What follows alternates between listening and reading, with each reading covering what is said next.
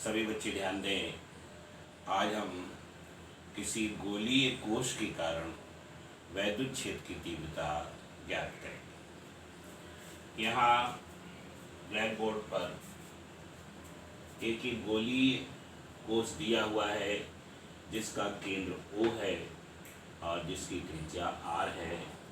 इस गोलीय कोश को आवेश Q दिया गया है जो इसकी सतह पर समान रूप से फैल गया है। अब इस आवेशित गोलीय कोश के कारण हमें किसी बिंदु P पर वैद्युत क्षेत्र की तीव्रता निकालनी है। अब इसी को आप अपनी कॉपियों पर लिखेंगे। जो मैंने यहाँ पर स्टेटमेंट दिया हुआ है वही यहाँ लिखा है। अब लिखने के पश्चात हम इसमें गासियन पृष्ठ खींचते हैं। ध्यान रहे, सदैव गासियन पृष्ठ को इस प्रकार खींचा जाता है कि वो दिए गए बिंदु से जाता है। यहाँ पर हम बिंदु P से गुजरता हुआ एक कंसेंट्रिक गोलीय गासियन पृष्ठ खींचते हैं।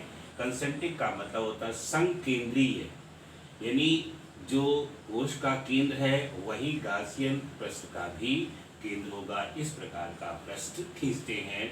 अब इसकी 3 स्थितियां होती हैं और उन 3 स्थितियों में वैद्युत क्षेत्र की तीव्रता निकालते हैं। पहली स्थिति है, इसके स्थिति समझने के पहले आप समझ लें कि कोश को Q आवेश दिया गया है जिसके कारण उसके ऊपर surface density of charge sigma उत्पन्न होता है और सिग्मा बराबर होगा Q/4πr², यानी चार्ज अपान सरफेस एरिया। इसलिए Q बराबर हो जाएगा 4πr² सिग्मा। अब हम लिखेंगे ये जो क्षेत्रफल अवयव है इससे निकलने वाला वैद्युत फ्लक्स। तो सबसे पहली स्थिति है जब बिंदु P कोश के बाहर है।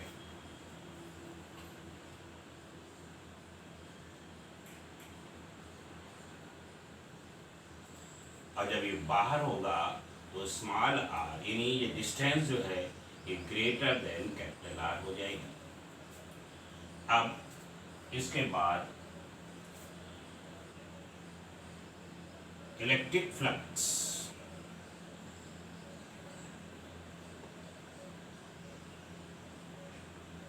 Passing through the area element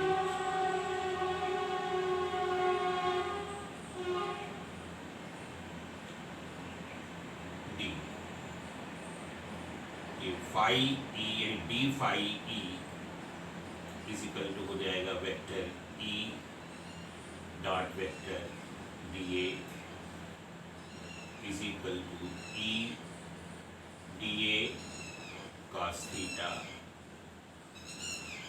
is equal to E D.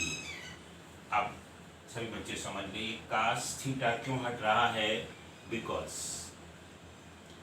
Vector E and vector dA are unidirectional या are in the same direction.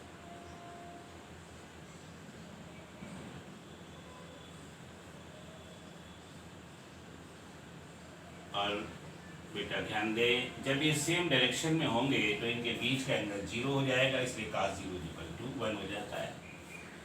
अब यहाँ पर therefore electric flux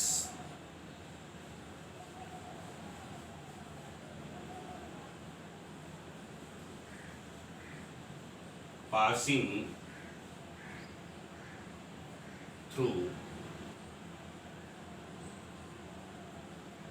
the entire माने संपूर्ण entire Gaussian surface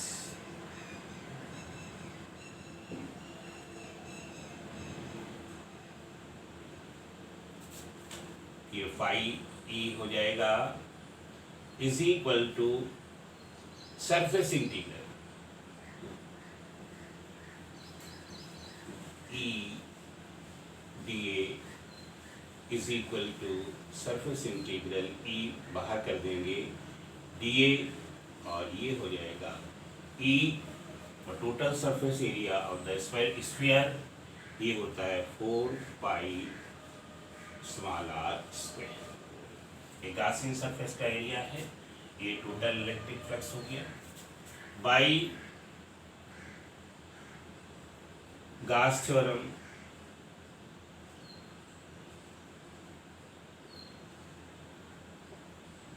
phi E is equal to Q upon epsilon naught.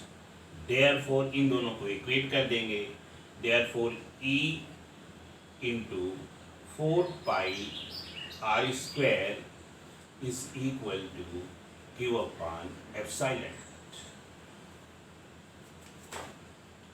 Therefore E is equal to 1 upon 4 pi epsilon naught Q upon R square. ये वैद्युत क्षेत्र की तीव्रता हो जाएगी बिंदु P पर। अब ध्यान दीजिए, now Q is equal to, इधर ध्यान दो, Q is equal to 4 pi are square sigma 4 pi capital R square into sigma. Therefore E is equal to, यहाँ पर Q की वैल्यू पुट कर देंगे तो 1 अपॉन 4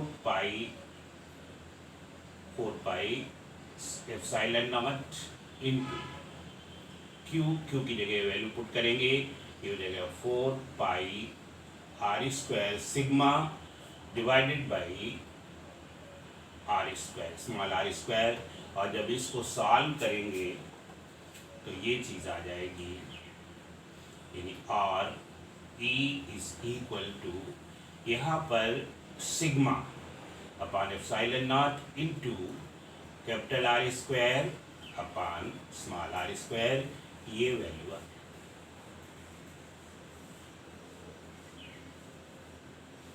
अब ये इक्वेशन नंबर 1 है और ये इक्वेशन नंबर 2।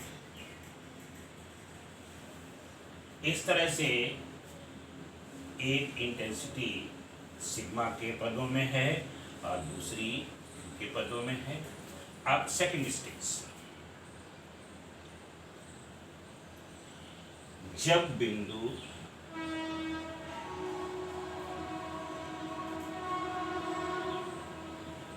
P कोश पर है,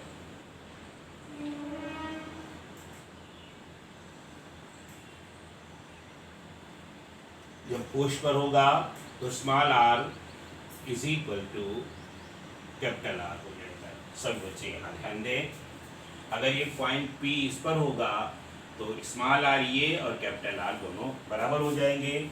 उस स्थिति में therefore E is equal to, direct लिख देते हैं, यहाँ पर स्मॉल आर की जगह कैपिटल आर रख देंगे, E is equal to 1 upon 4 pi epsilon naught Q upon capital R square,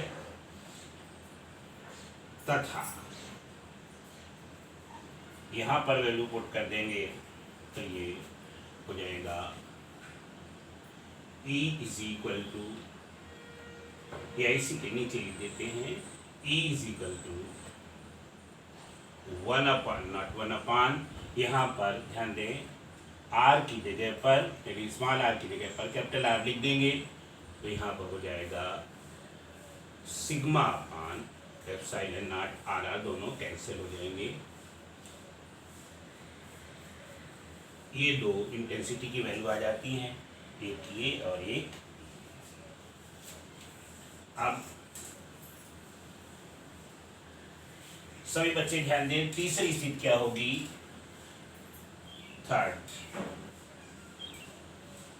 जब बिंदु P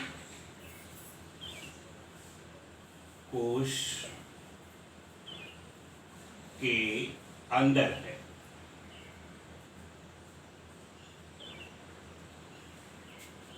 जब बिंदु P कोश के अंदर होगा तो सभी बच्चे ध्यान दें, तो ये यहाँ पर P के स्थान पर हम P डैश लिख देते हैं।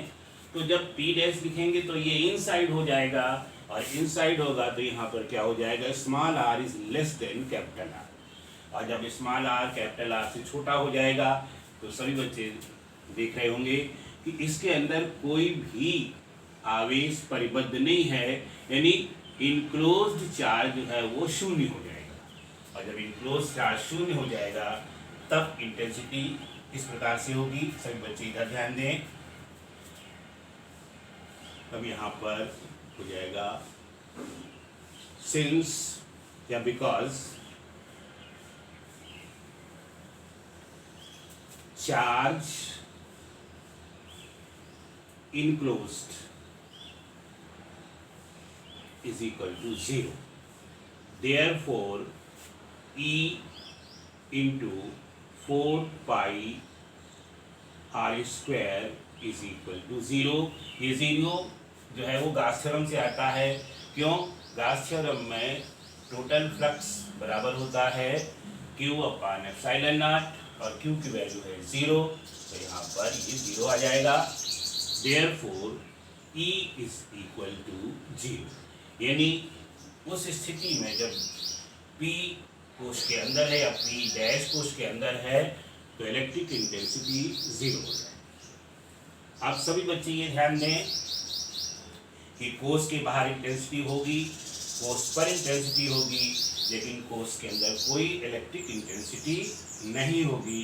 इसका मतलब किसी गोलीय कोश के अंदर इलेक्ट्रिक इंटेंसिटी सदैव शून्य होती है।